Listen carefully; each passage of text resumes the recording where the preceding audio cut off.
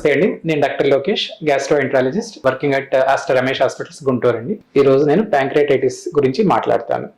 Pancreas అనేది మన బాడీలో ఉండే ఒక ఆర్గన్. దానివల్ల చాలా హార్మోన్స్, ప్యాంక్రియాటిక్ జ్యూస్ ఇవన్నీ సెక్రీట్ అవుతాయి. మనకి డైజెషన్కి అంతా హెల్ప్ అవుతుందండి. ప్యాంక్రియాటైటిస్ అంటే ప్యాంక్రియాస్ గ్రంథిలో వచ్చే వాపు.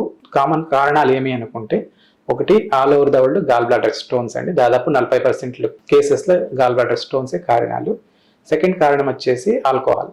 అంటే చాలా మంది ఆల్కహాల్ రెగ్యులర్గా తీసుకున్నారు, అప్పుడప్పుడు అకేషనల్ తీసుకున్న ప్యాంక్రియాస్లో వాపు వచ్చే అవకాశాలు ఉంటాయి.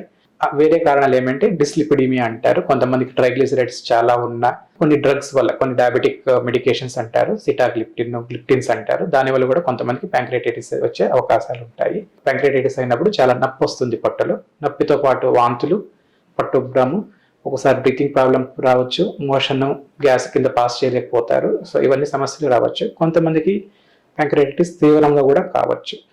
సో ఎవరికైనా ఒకసారి ప్యాంక్రియాటైటిస్ ఏమైనా వచ్చినా మనం డీటెయిల్గా ఇన్వెస్టిగేషన్స్ చేయాల్సి ఉంటుంది. గాల్ బ్లాడర్ స్టోన్స్ ఏమైనా ఉన్నాయంటే ట్రీట్మెంట్ వచ్చేసి సర్జరీనండి. ఆల్కహాల్ వల్ల ఏమన్నా అంటే కంప్లీట్గా ఆల్కహాల్ మానేసేయాల్సి ఉంటుంది. మళ్ళీ ఎప్పుడైనా తీసుకున్నా మళ్ళీ అటాక్స్ వచ్చే అవకాశాలు ఉంటాయి.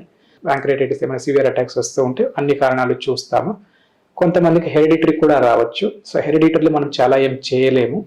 బట్ అటాక్స్ వచ్చినప్పుడు, అంటే నొప్పి వచ్చినప్పుడు తొందరగా హాస్పిటల్కి వస్తే కొద్దిగా అడిక్వేట్ హైడ్రేషన్, అనాల్జెసిక్స్ ఇవన్నీ ఇచ్చినప్పుడు సివియరిటీ మనం తగ్గించవచ్చు. సో ఎవరికైనా ఈ సిమ్టమ్స్, పట్టులు తీవ్రతరంగా నొప్పి వచ్చి ఈ రిస్క్ ఫ్యాక్టర్స్ ఏమన్నా ఉంటే మనం తొందరగా చూసుకోవాల్సి ఉంటుంది.